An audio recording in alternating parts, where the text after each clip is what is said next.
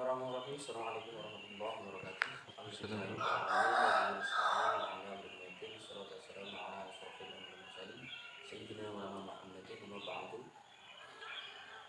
Yang saya hormati Bapak dosen pengampu Haji Ahmad Mustafa RSM PDI.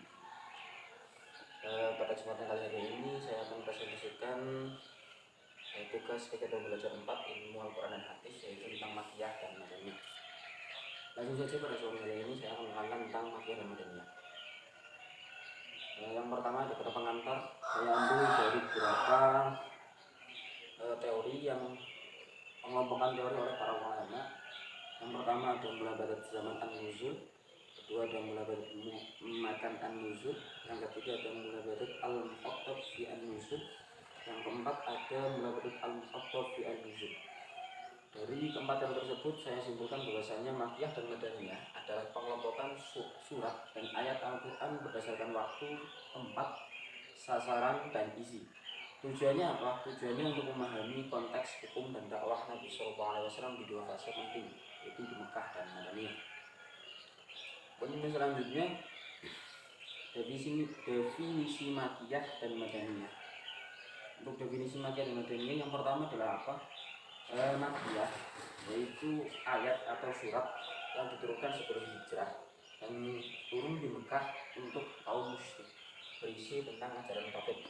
Dan yang kedua ada Madaniyah, yaitu ayat yang diturunkan setelah hijrah dan juga turun di kota di Madinah untuk kaum muslimin, berisi hukum dan amalan.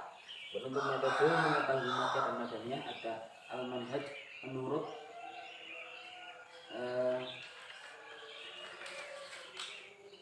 mana al-Qur'an. Metode mengetahui Makkiyah dan Madaniyah ada dua metode, yaitu al-manhaj as-sima'i an-nahli, yaitu metode yang berdasarkan riwayat sahabat tabi'in. Kemudian ada yang kedua al-manhaj al-qiyasi al-ijtihadi, yaitu manhaj yang berdasarkan ciri dan analisis ayat-ayat Al-Quran. Yang selanjutnya ada ciri-ciri surat Makkiyah. Ada apa saja? Yang pertama, ciri-ciri surat Makkiyah adalah kriteria surat-surat Makkiyah. Yang pertama ada setiap surat yang di dalamnya terdapat ayat-ayat sajadah, disunahkan sujud tilawah jika membacanya, adalah surat Makkiyah. Yang kedua, setiap surat yang di dalamnya terdapat lafal kalla adalah Makkiyah. Lafal tersebut terdapat dalam sebanyak 33 kali dalam 15 surat. Yang ketiga, banyak setiap surat yang di dalamnya mengandung nida ya ayyuhan nas dan tidak terdapat ya ayyuhalladzina amanu, kecuali surat Al-Hajj. Yang terakhir, suratnya terdapat ya ayyuhalladzina amanu arka'u wasjudu. Namun demikian, sebagian ulama berpendapat bahwa ayat tersebut merupakan ayat Makkiyah. Kemudian yang keempat ada setiap surat yang di dalamnya mengandung kisah para nabi dan umat-umat terdahulu adalah Makkiyah, kecuali surat Al-Baqarah. Dan yang kelima, setiap surat yang di dalamnya mengandung kisah Nabi Adam dan Iblis adalah Makkiyah, kecuali surat Al-Baqarah. Yang keenam, setiap surat yang diawali dengan huruf-huruf mukhattab atau hijaiyah seperti alif lam mim, alif lam ra, itu adalah surat Makkiyah. Kemudian yang ketujuh, di dalam surat-surat Makkiyah berisi ajaran tentang tauhid, seruan beribadah hanya kepada Allah, dan risalah Nabi Muhammad. Dari akhir surga neraka argumentasi terhadap kaum musyrikin menggunakan bukti rasional dan ayat-ayat tauhid. Yang kedelapan, surat Makkiyah berisi peletakan dasar-dasar tasyrik dan keutamaan akhlak mulia untuk membangun masyarakat Madani. Yang kesembilan, surat-surat Makkiyah banyak menyebut kisah para nabi dan umat terdahulu sebagai pelajaran. Yang kesepuluh, surat-surat Makkiyah memiliki kalimat yang singkat, padat, disertai kata-kata yang mengesankan sekali.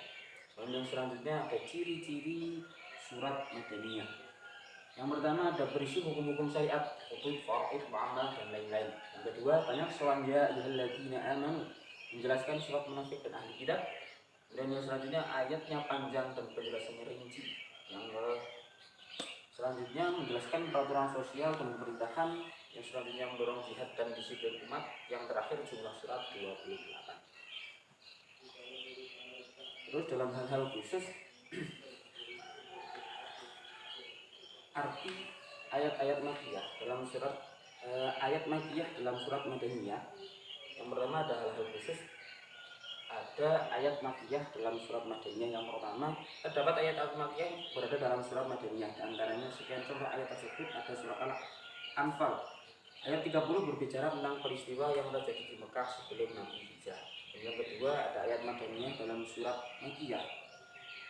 Menurut keterangan Ibnu Abbas sebagaimana yang dikutip oleh Makna Al-Qattan bahwa surat Al-An'am diturunkan sekaligus di Mekah kecuali 3 ayat yaitu ayat 151, 153 yang diturunkan di Madinah. Terus yang selanjutnya ada ayat yang diturunkan di Mekah tetapi hukumnya Madaniyah. Ayat ini ke-13. Ayat ini ke-13 dari surat Al-Hujurat. Ayat tersebut turun di Mekah pada hari penaklukan kota Mekah. Dilihat dari aspek waktu, ayat ini masuk Madaniyah karena diturunkan setelah hijrah, namun dari aspek khitab bersifat umum yaitu diturunkan di kota Mekah.